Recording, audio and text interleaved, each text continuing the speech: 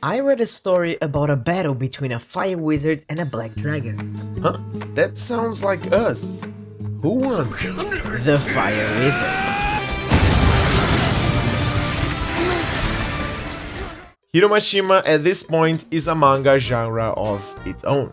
Since 1999, this man has been trending with his manga, even if his style is not everybody's cup of tea. He first saw a bit of success with Rave Master, he then hit the jackpot with Fairy Tail, he did a great job with Eden Zero, and now he has a new manga named Dead Rock. The crazy part about all these mangas is that they share a lot of traits, not only story-wise, but character-wise too. Today, we'll talk about the Mashimaverse and how Hiro Mashima is going to connect all of his works with his new manga Dead Rock. So leave a like and subscribe for more manga-related content, and let's cook! I really want to jump into the main topic, so if you want to know more about Hiro Mashima, there are a lot of great videos talking about his career, and he even has a YouTube channel, so you should really check it out later. Now, what exactly is a Mashimaverse? Mashimaverse is a name created by fans that is used to basically say that the most important works from Hiro Mashima share the same universe. If you live under a dead rock, I will summarize Rave Master, Fairy Tail, and Eden Zero in a couple of seconds. Rave Master, Fantasy Battle Shonen, Magic and Swords, Time Travel, Power of Friendship. Fairy Tail, Fantasy Battle Shonen, Magic and Dragons, Time Travel, Power of Friendship. Eden Zero, Sci-Fi Battle Shonen, Magic and Machines, Time Travel, Power of Friendship, but less.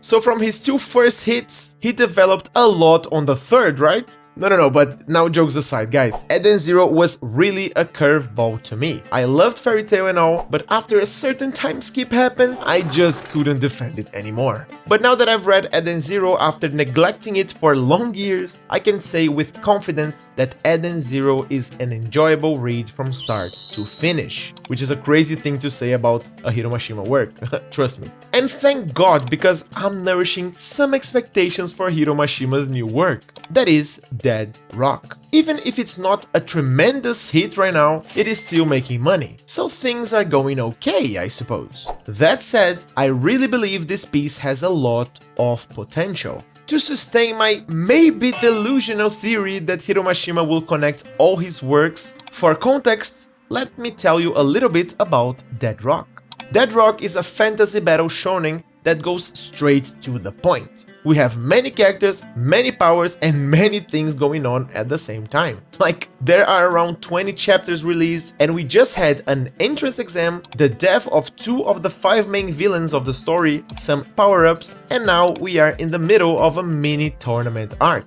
So yeah, Hiro Mashima is not losing time here. I guess drawing manga for the new generation can be a little more fast-paced than general. Dead Rock is a Demon King training institution that towers over the depths of the demon world. The owner of the school is simply God. And if you graduate, aka stay alive at Dead Rock, you basically become a Demon King, which is practically a demigod if we had to label it. Just for you to understand how hard that is, on the latest admission test, 1,000 competitors tried their luck, and at the end of the exam, only 8 stayed alive. Literally less than 1%. So everybody wants to finish school so that they can get this huge prize. Every character has a reason and motivation, but the most common one is to get power, money, and blah blah blah. Our protagonist, though, is not so interested on these common reasons. His only goal is to kill God. Yakuto doesn't even need to graduate. If he could kill God right now for the price of his own life, he for sure would. The reason of that we get to see a couple of chapters in, but that's a story for another video. The story is followed by battles, mysteries, and a lot of crazy powers and origins. Origins? Yeah, because on this manga we have the concept of roots. Literally, every character has a different monster, creature, or god that they inherit powers. Like our main party, for example, we have Yakuto that has Black Dragon roots, Frei with Ifrit roots, Hien with Fenrir, Mikoto with Lich, Raizen with Orochi roots, and the list goes on. So at a certain point in their lives, demons acquire these powers because of their ancestors or maybe because of something else, that I don't want to spoil it right now. This setting allows so many different different options and combinations of powers that it is pretty cool to see Hiro Mashima bending concepts such as the extensions of the abilities of the characters. And here is where things start getting interesting for our theory. Yakuto, the main character, has black dragon roots, and his design is almost identical to Akunorogia, one of the most hyped villains in Fairy Tail. Now, if the villain lived that hype though, that's a story for another day. Nonetheless, Hiro Mashima is well known for using the same designs and sometimes even the same archetypes for his main cast of characters. The simplest example being his main characters, Haru, Natsu, Shiki, and now Yakuto. They share their design, which is pretty obvious just by giving them a glance, but more importantly, they share a lot of core traits. Each one of them has their singularities, but in my opinion, they are basically the same character, which is really not a problem to me, as Hiro Mashima has been polishing these characters for a long time. Like Natsu, his behavior is a little weird in Fairy Tail, like, I know that he's supposed to be dumb, but I don't know, he's way too dumb. At some point, it's just tiring. But with Shiki in Eden Zero, we get to see a more centered protagonist. That is for sure goofy and somewhat dumb, but he's not generally clueless, which is very refreshing after Natsu.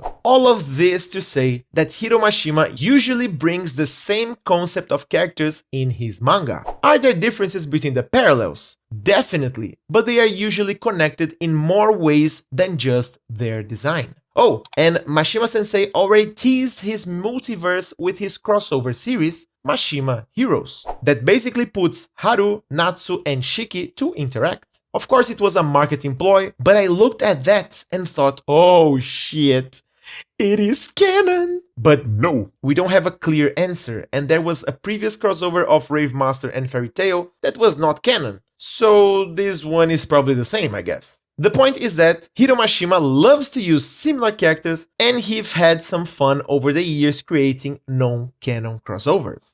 There are a lot of references between his mangas. Mashima Sensei always tries to reference concepts from his previous works, like Fairy Tail that has many references of Rave Master, and Eden Zero that does the same but with Fairy Tail. The problem or solution is that in Dead Rock we have some hints that this story maybe is literally connected to the world of Fairy Tail, as there are some plot references to things that obviously happened on Fairy Tail. For example, on chapter 4 we have a clear reference to one of the final battles of Fairy Tail. While Frey, who uses fire abilities, starts a practice fight with Yakuto that has black dragon powers, she says, I read a story about a battle between a fire wizard and a black dragon.